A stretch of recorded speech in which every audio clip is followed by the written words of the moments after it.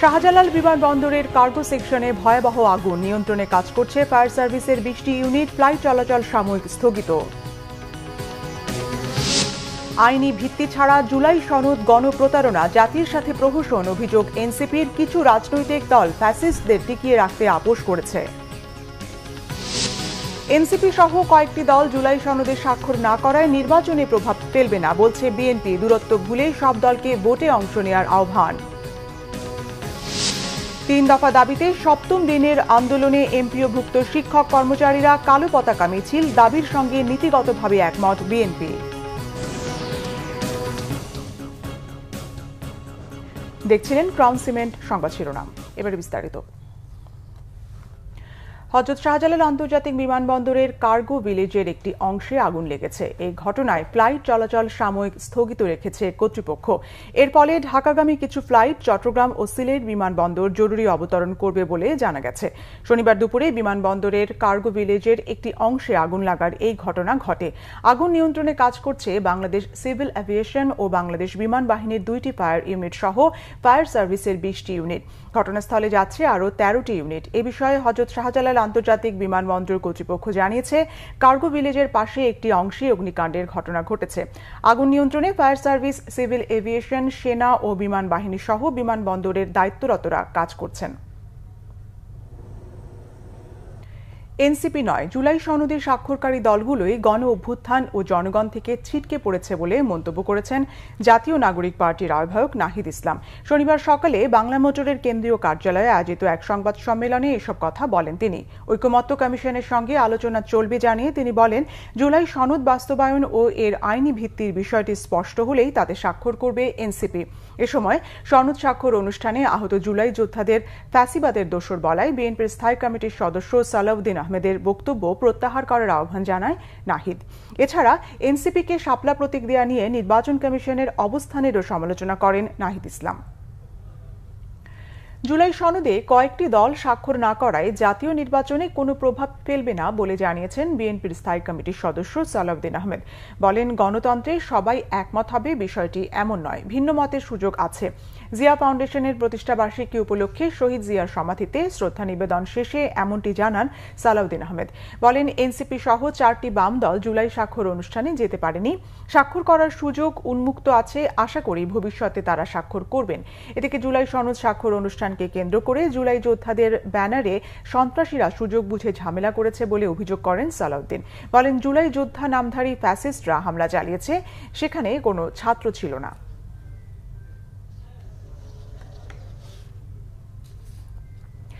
ছোটখাটো মতভেদ ভুলে জুলাই সনদের স্বাক্ষরের মতো আগামী নির্বাচন আয়োজনেও সব রাজনৈতিক দলগুলোকে সহযোগিতা করার আহ্বান জানিয়েছেন বিএনপি মহাসচিব মির্জা ফখরুল ইসলাম আলমগীর। শনিবার দুপুরে রাজধানীর পানি ভবনে জাতীয়তাবাদী শ্রমিক কর্মচারী ইউনিয়নের সম্মেলনে এই আহ্বান জানান তিনি। বলেন, আগামী নির্বাচন অত্যন্ত গুরুত্বপূর্ণ। এর মাধ্যমে নির্ধারণ হবে দেশ উদারপন্থী গণতন্ত্রের দিকে যাবে নাকি অন্যদিকে যাবে। সবাই দায়িত্বশীল আচরণ না করলে সংসদীয় গণতন্ত্র কাজ করবে না উল্লেখ করে মির্জা ফখরুল আরও জানান, 71কে দেশের মূল ভিত্তি হিসেবে দেখার বিকল্প কিছু নেই। বলেন, 50 বছর রাস্তায় থেকে লড়াই করেছি, এখন সময় এসেছে সবকিছুকে সংসদমুখী করার। সংসদকে কার্যকর করা গেলে রাস্তায় আন্দোলনের প্রয়োজন হবে না।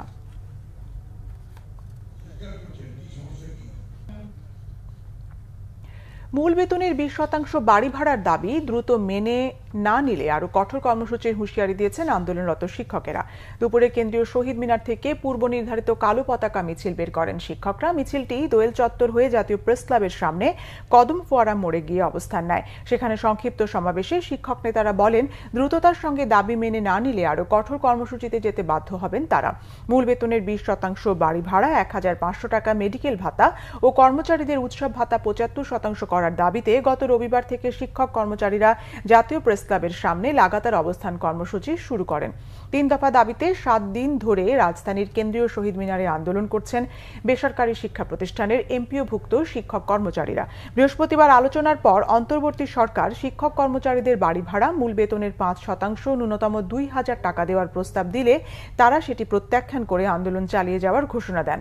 তারা বলেছেন, এখন 10% দিতে হবে, সামনের বছর 10% দিতে হবে।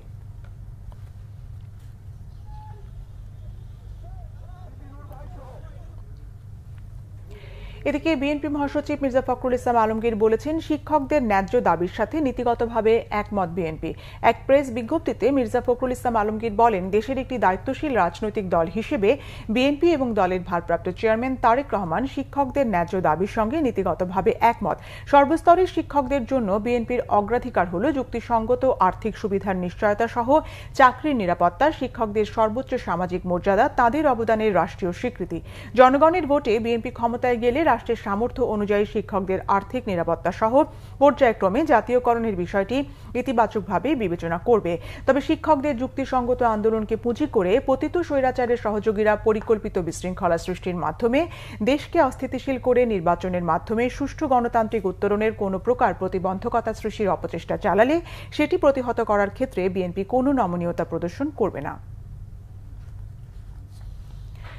দর্শক, এই মুহূর্তে শাহজালাল বিমানবন্দরে রয়েছেন রিপোর্টার মোবাশ্বের আহমদ। সরাসরি যুক্ত হচ্ছি তার সঙ্গে। মোবাশ্বের, আগুন লাগার সবশেষ তথ্য জানাবেন। জি, আপনারা যেমনটা দেখছিলেন, আসলে আপনারা জানেন যে হযরত শাহজালাল আন্তর্জাতিক বিমানবন্দরে আজকে দুপুরে কিন্তু অগ্নিকাণ্ডের ঘটনা ঘটে এবং যেই জায়গাটিতে আগুন লাগে সেখানে কিন্তু আমদানিকৃত যে পণ্যগুলো থাকে সেগুলো কিন্তু মজুত করা হয়। এবং আরও একটি বিষয় যদি আমরা আপনাদেরকে বলে রাখতে চাই যে কিছুক্ষণ আগে কিন্তু এই অগ্নিকাণ্ডের কারণে হযরত শাহজালাল আন্তর্জাতিক বিমানবন্দরে কিন্তু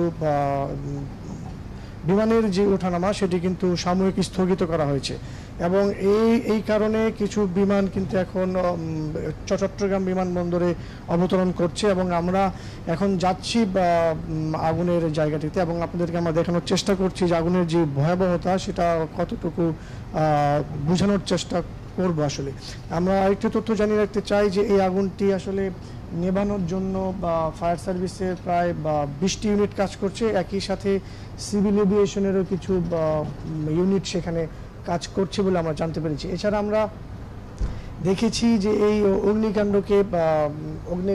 অগ্নিকাণ্ডকে কেন্দ্র করে এয়ারপোর্ট এলাকার যেই স্বাভাবিক যান চলাচল সেটি কিন্তু কিছুটা ব্যাহত হচ্ছে, কারণ অনেক ফায়ার সার্ভিসের গাড়ি কিন্তু এখান দিয়ে যাচ্ছে এবং তাদেরকে দ্রুত যেন এরিয়ায় প্রবেশ করতে পারে সেটি কিন্তু সবাই এই বিষয়ে সাহায্য করছে। তো আপনাদেরকে আমি আরও যদি একটু কাছে থেকে দেখাতে চাই, সম্ভব হয় যে ধোঁয়া সেটি কিন্তু একদম যেখানে লেগেছে সেটা থেকে আরও উপরে, অর্থাৎ পুরো আপনি যদি কোনো দর্শকদের উদ্দেশ্যে যদি বলতে চাই, তারা যদি কোনো একটি বড় ভবনের উপরে যায় তারা কিন্তু এই ধোঁয়াটি দেখতে পারবে। অর্থাৎ আগুনের যে ভয়াবহতা সেটি কিন্তু মোটামুটি বলা যায় যে ভালো হয়েছে। তবে আমরা এখনও ক্ষয়ক্ষতির কোনো পরিমাণ সম্পর্কে আমরা জানতে পারিনি। ফায়ার সার্ভিস ইউনিট হয়তো বা তারা যখন আগুন নিয়ন্ত্রণে আনতে পারবে তখন হয়তো বা তারা ব্রিফ করবে, তারপরে আমরা হয়তো বা ক্ষয়ক্ষতি বা অন্যান্য যেসব সিদ্ধান্ত আছে সেই সিদ্ধান্তগুলো হয়তো আমরা জানাতে পারবো। তো এই মুহূর্তে আমরা সেখানে যাচ্ছি এবং সর্বশেষ যেটা বলা যায় যে বিমানের যে ওঠানামা হযরত শাহজালাল আন্তর্জাতিক বিমানবন্দরে সেটি কিন্তু স্থগিত রয়েছে।